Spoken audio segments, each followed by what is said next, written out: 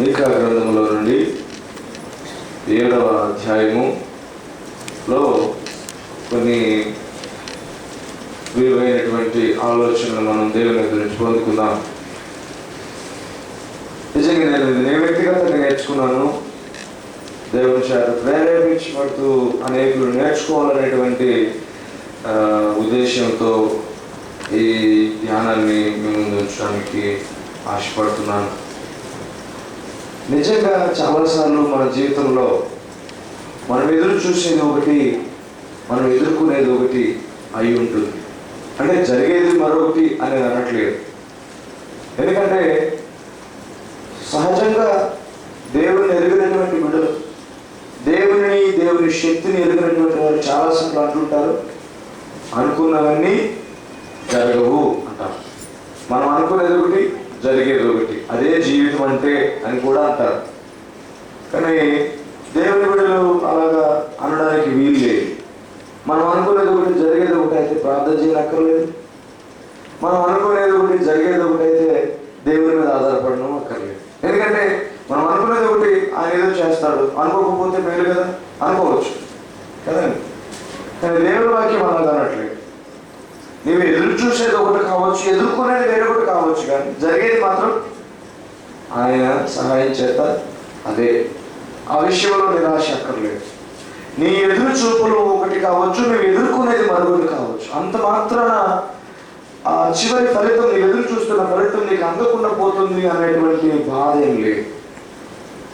మేము ఫోన్ చేసాం ఒక పాస్టర్ గారికి, ఇలాగండి మేము బయలుదేరుతున్నాము, మధ్యలో ట్రైన్ డీల్ అయిపోయింది, ఒక 2 స్టేషన్స్లో హాల్ట్ ఉండి చివరికి చేరవలసింది, 8 స్టేషన్స్లో దిగి వెళ్ళవలసి వచ్చింది, బస్సు పట్టుకొని వ్యాన్ పట్టుకొని ఇలా వెళ్ళవలసి వచ్చిందని అంటే, బహుశా మీరు ఇక్కడ రావడం దేవుడు చెప్పే కాదేమన్నాడు భాష. అమ్మో, అలాంటి మనస్తత్వాలు కూడా ఉన్న వాళ్ళు ఉన్నారు. ఎందుకంటే ఎదుర్కొనే ఆటంకాలు వేరే విధంగా ఆలోచించేసే అవకాశాలు కూడా ఉన్నాయి. అందుకని ఎవరికైనా ఆటంకాలు ఎదురైతే దయచేసి బహుశా దేవుని చిత్తం కాదేమో అందుకని ఆటంకపరుస్తున్నాడు అనే తొందరపాటుగా ఆలోచన తీసుకోవద్దు. ఒకవేళ దేవుని చిత్తం కాకపోతే సార్ జరగనివ్వడు అనుకోండి, జరగనివ్వకూడదండి ఆయన స్ట్రాంగ్గా డిసైడ్ అయితే జరగదు ఎలాగో. కానీ నువ్వు ఎదుర్కొనేటువంటి సమస్యలు, నీ ఎదురు చూపుల్ని అవి తీసేయకూడదు. నువ్వు ఎదురు చూస్తూనే ఉండాలి. అబ్రహాం ఎదురు చూసింది ఒకటి, ఆయన ఎదుర్కొన్నది ఒకటి, కానీ చివరికి జరగకుండా ఉందా? జరిగింది. పౌలు ఎదురు చూసింది ఒకటి, ఆయన ఎదుర్కొన్నది ఒకటి, కానీ చివరికి అనుకున్నది జరిగింది. ఇలాగా దేవుని బిడ్డలు ఎదురు చూసేది ఒకటి, ఎదుర్కొనేది మరొకటి అయి ఉండొచ్చు మధ్యలో, కానీ తాము ఎదురు చూసినటువంటి ఎదురు చూపులు వ్యర్థంగా పోవు. అందుకని దేవుని వాక్యం సెలవిస్తుంది, ఎందరైతే ఆయన కొరకు ఎదురు చూశారో, ఎందరైతే ఆయన ముఖం వైపు చూశారో అట్టి వారి ముఖములు లజ్జింపనివ్వడు. హల్లెలూయా. వారిని సిగ్గుపరచడు. దేవుడు తన బిడ్డలను సిగ్గుపరచడు. దేవుని వాక్యం సెలవిస్తుంది. నీవు ఎదుర్కొనే వాటిని బట్టి కొంతకాలము నీకే ఆ సందేహం రావచ్చు. మనం ఎదుర్కొనేటువంటి సమస్యలను బట్టి మన జీవితంలో అనేక మార్లు బహుశా దేవుడు నాతో ఉన్నాడా, దేవుడు నన్ను నడిపిస్తాడా, దేవుడు నాకు చివరి ఫలితాలను ఇస్తాడా, నేను చాలా మెసేజెస్ విన్నాను, అన్నిసార్లు దేవుడు వాగ్దానం చేసినట్టు, ప్రమాణం చేసినట్టు, శక్తిని ఇస్తానన్నట్టు, నాకు నెరవేర్పునిస్తానట్టు మాట్లాడాడు, కానీ నా జీవితంలో జరుగుతున్నది వేరేగా ఉంది. ఏమో నేను అనుకున్నది జరుగుతుందో లేదో. దేవుని వాక్యం అంటుంది, నీ ఎదురు చూపులు వేరు, నీవు ఎదుర్కొనేది వేరు కావచ్చు, కానీ మంచి ముగింపు నేను ఇస్తాను. దేవుని వాక్యం ఒక మాట నేను చూపించి నేను త్వరగా దేవుని మాటలు ధ్యానం చేయదలిచాను.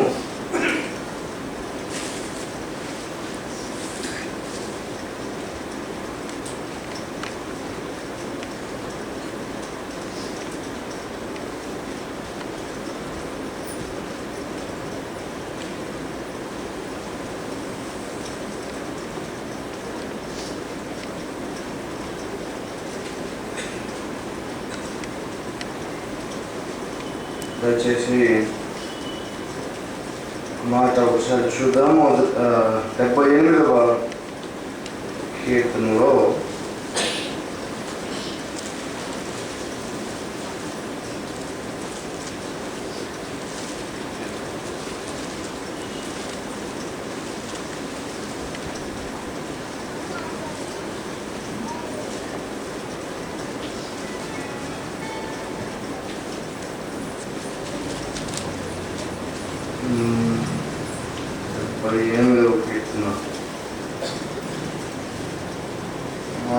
తెలిసినా కూడా చదవచ్చు. మాట ఎలా ఉంటుందంటే, వారు కోరిన దేవునకు దేవుడు వారిని నడిపించెను. వారు కోరిన దేవునకు వారిని నడిపించు. స్పాట్లో మనకి ఇప్పుడు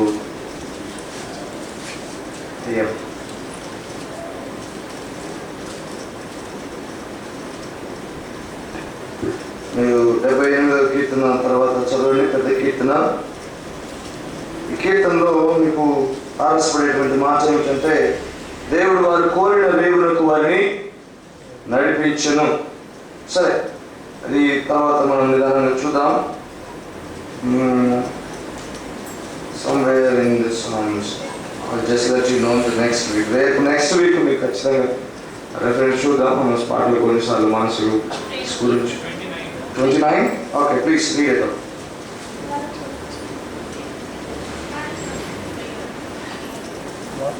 చదవండి.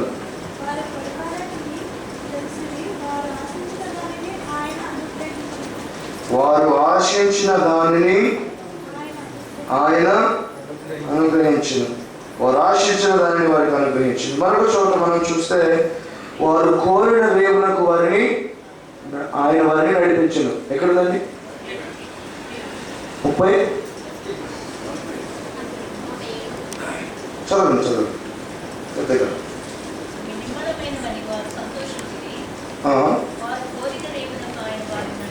ఒకసారి రెఫరెన్స్ చెప్పడము. 107వ కీర్తన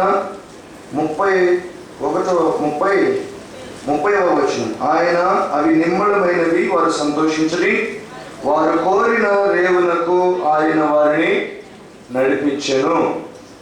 చాలా చక్కని మాట దేవుడు వాక్యం రాయబడింది. 78వ కీర్తన 29వ వచనంలో వారు ఆశించిన దానిని ఆయన అనుగ్రహించెను అని. అలాగే ఇక్కడ 107వ కీర్తన 30వ వచనంలో కూడా వారు కోరిన రేవులకు ఆయన వారిని నడిపించెను. కాబట్టి దేవుని వాక్యం ఏమని సెలవిస్తుందంటే, కొన్నిసార్లు మనం ఆశించినది వేరు, మనం అనుభవించేది వేరు.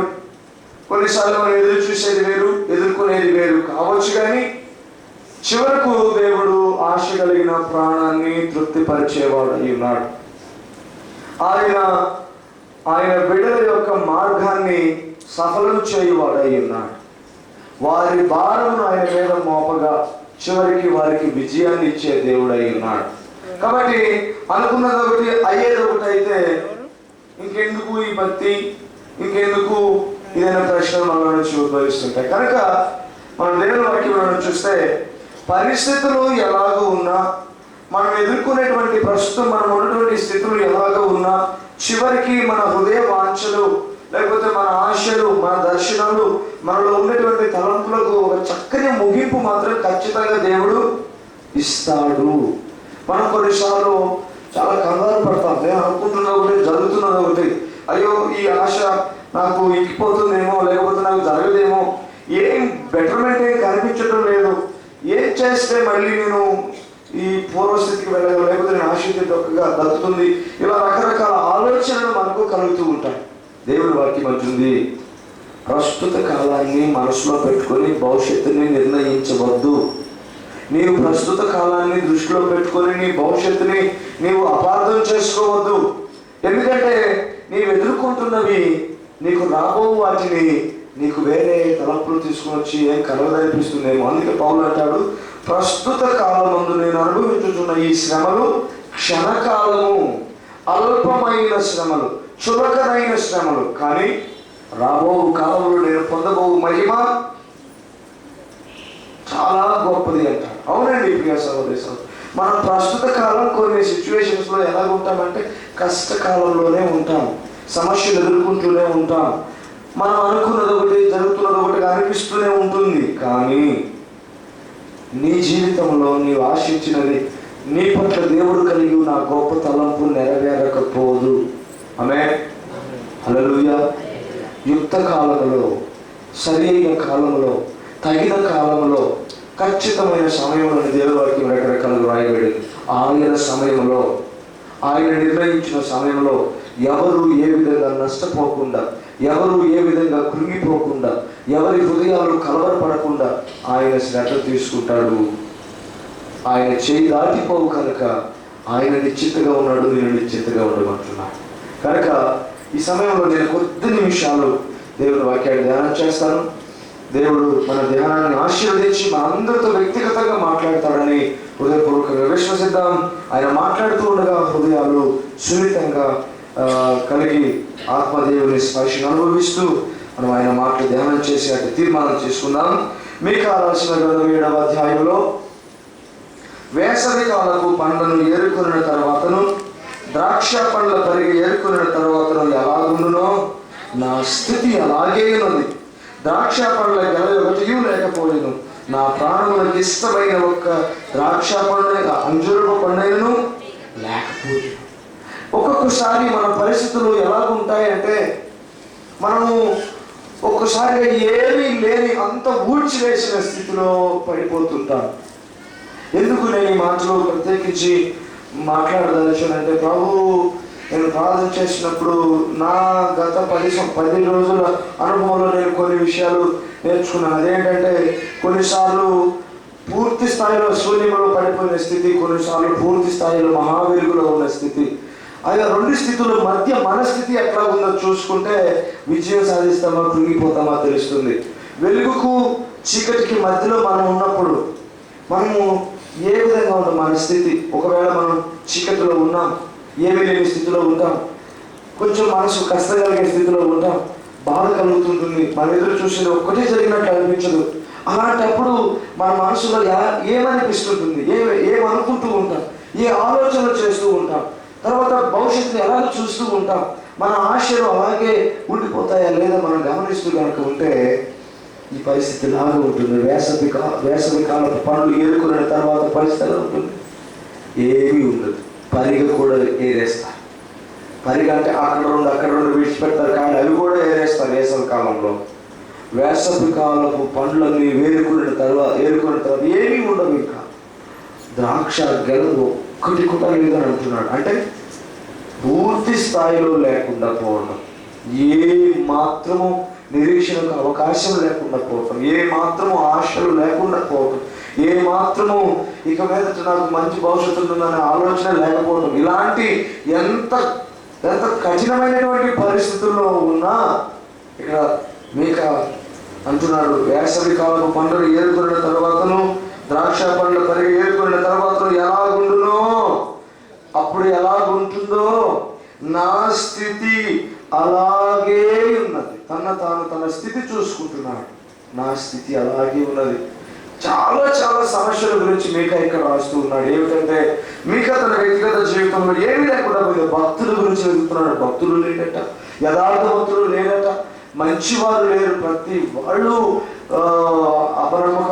నమ్మకంగా లేకుండా పోవడం, తనకు వ్యతిరేకంగా ఉండడం, కష్టాలు తీసుకురావడం, ఇలా రకరకాలుగా మీకా కొన్ని సమస్యలు ఎదుర్కొన్నాడు. ఇక్కడ అంటాడు విసిగిపోయాడు. 5వ వచనం అంటాడు, స్నేహితుని యందు నమ్మిక ఉంచవద్దు, ముఖ్య స్నేహితుని నమ్ముకొనవద్దు, నీ కౌగిటిలో పండుకొని నీ పెదవుల ద్వారము కాకుండా భార్యాభర్తను కూడా నమ్మొద్దు.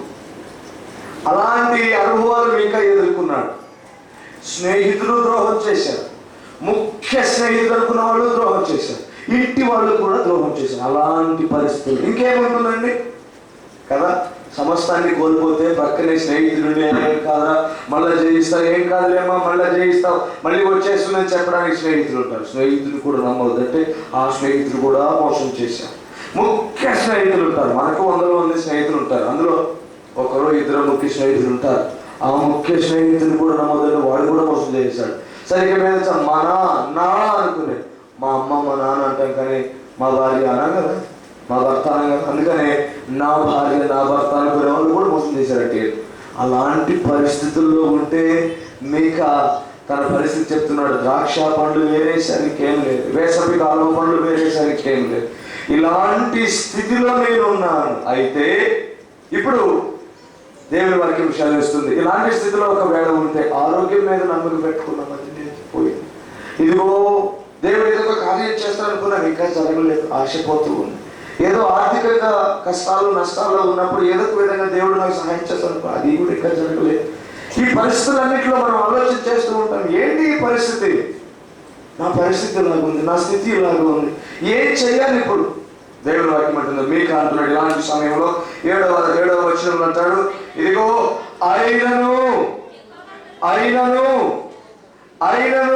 దేవుని వాక్యం సెలవిస్తూ ఉంది, నా పరిస్థితి ఇది. వేసవి కాలము పండ్లు ఏరుకునే తర్వాత ఎలాగున్నాను, అయినను ద్రాక్ష పండ్లు నేను వెతికాను, ఒక్క గెల కూడా కనిపించడం లేదు. అయినను నా స్నేహితులు మోసం చేశారు, అయినను నా ముఖ్య స్నేహితులు నన్ను మోసం చేశాడు, అయినను నా ఇంటి వారి నన్ను మోసం చేశారు, అయినను దేశమంతటిలో భక్తుల కోసం వెతికాను, ఒక్కరు లేరు. అయినను కరువు కాటకము క్షామము ఎక్కడ చూసినా, అయినను ఒక్కడు దేవునితో సమాధానం కలిగి ఉండేవాడు లేడు. అయినను నా పరిస్థితుల్లో సమాధానం లేదు. అయినను నేను ఎదురు చూసింది వేరు, జరుగుతున్నది వేరు. అయినను నేను ఎదుర్కొంటున్నటువంటి స్థితిగతులు నా హృదయాన్ని ముక్కలు చేశాయి. అయినను నా ఆధ్యాత్మిక స్థితి ఎండిపోతున్నట్లు అనిపిస్తూ ఉంది. నేను పోరాటం చేస్తూ ఉన్నాను, నేను చాలా పోరాటంలో నలిగిపోతున్నాను, కృషించిపోతున్నాను. అయినను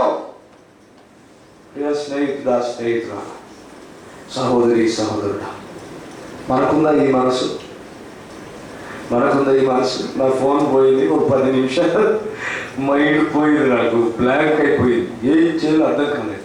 చాలా ఒక 150 పైచీలకు ఇంటర్నేషనల్ కాంటాక్ట్స్ ఉన్నాయి.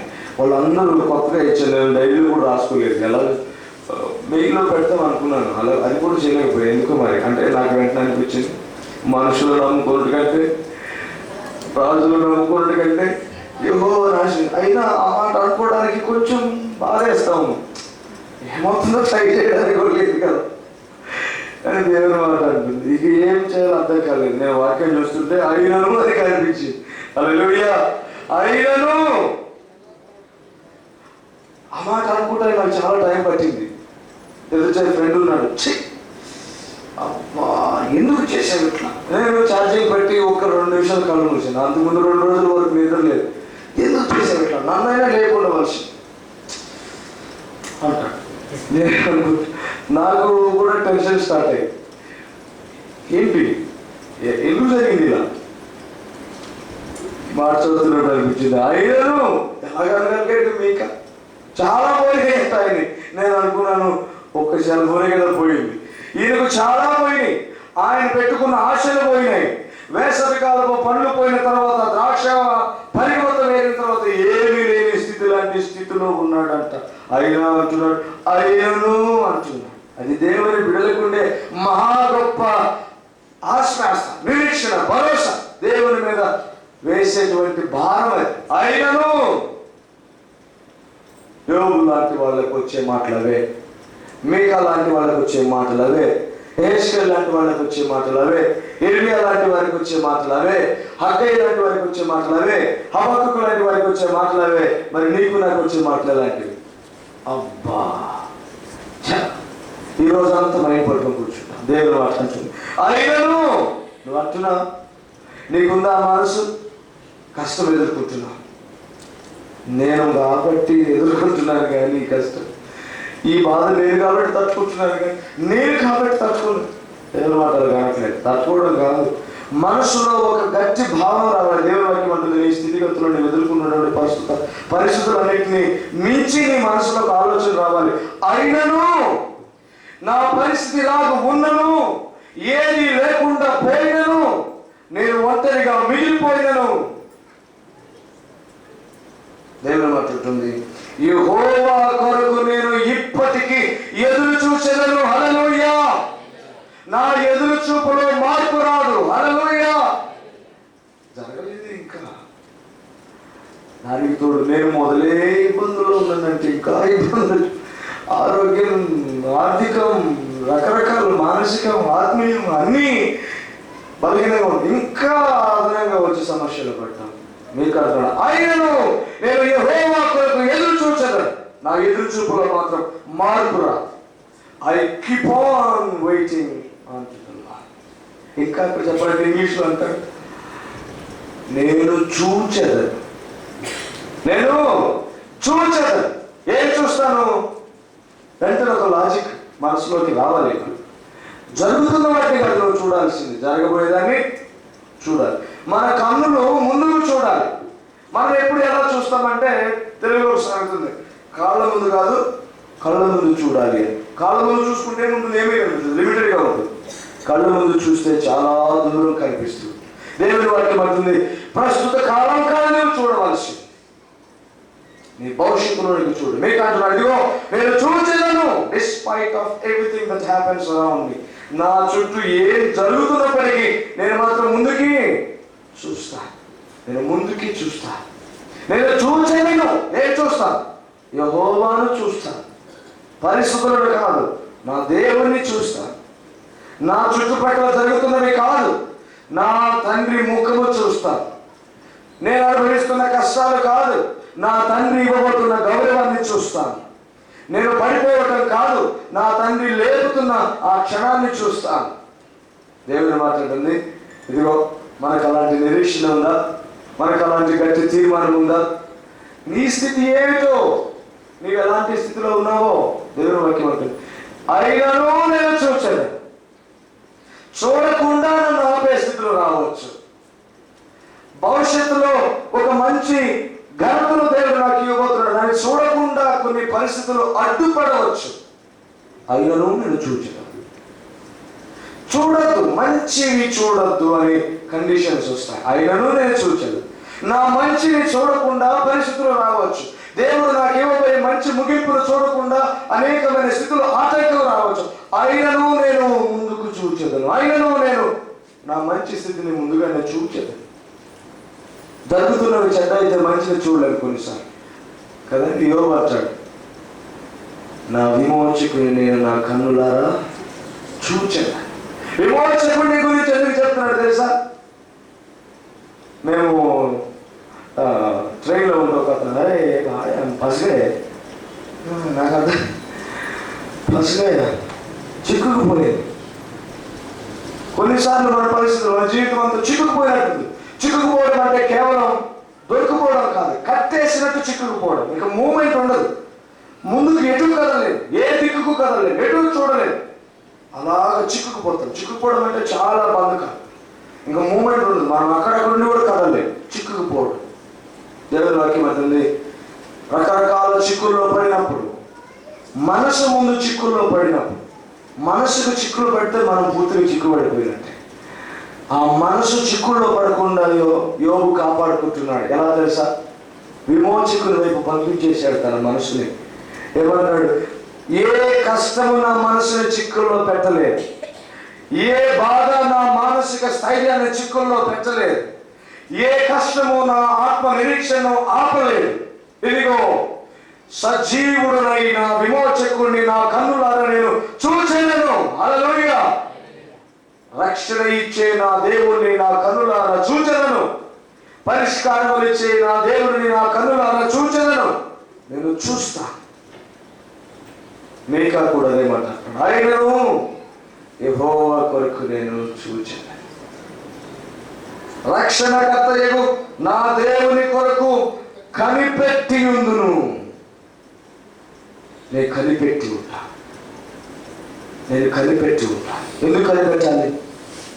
ఎలా వస్తుందో, నా విమోచన ఎలా వస్తుందో, నా కొరకు దేవుడు ఏర్పాటు చేసిన పరిష్కారం ఎలా వస్తుందో, నేను ఎదురు చూసేది ఏ త్రోవలో వస్తుందో నేను కనిపెట్టి చూస్తాను. పరిస్థితులను కూడా కనిపెడతాను. పరిస్థితులు నాకేమైనా నేర్పిస్తున్నాయా అంటే, కనిపెట్టేవాడు తొందరగా నిరాశపడు. నిరాశపడేవాడు కనిపెట్టడు. ఇక మీద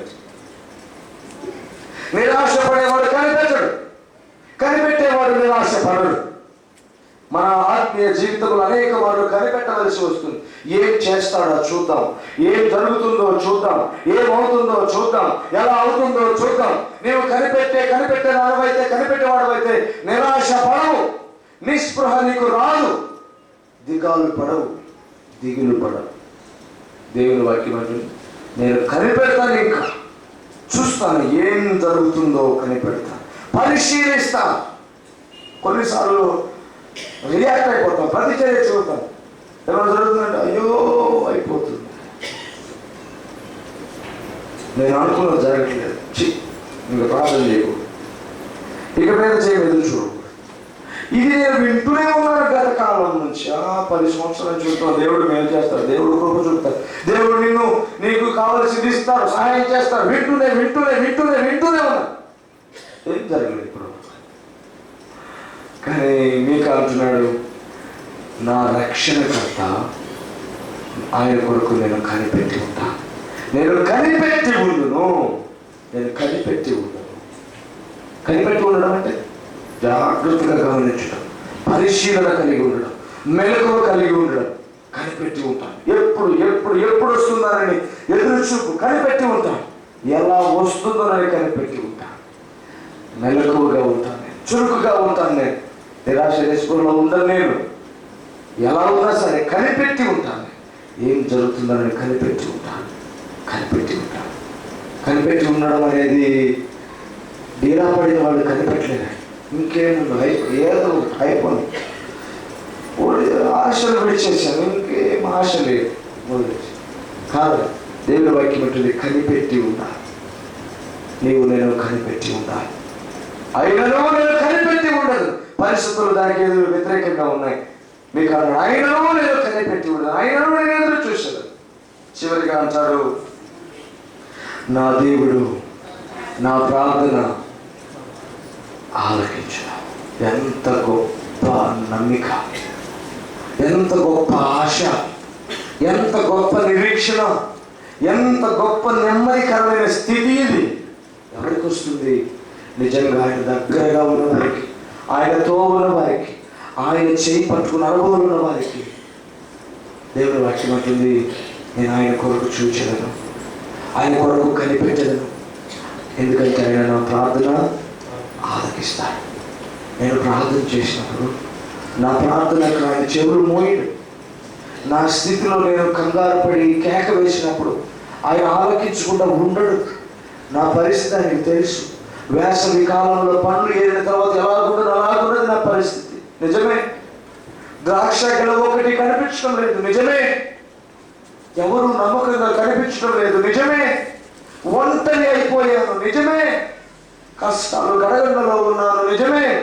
నేను ఎదుర్కొంటున్న ఆ పరిస్థితులన్నీ నాకు వ్యతిరేకంగా ఉన్నాయి. నిజమే. ప్రమాణాలు, వాగ్దానాలు నా హృదయంలో ఉన్నాయి.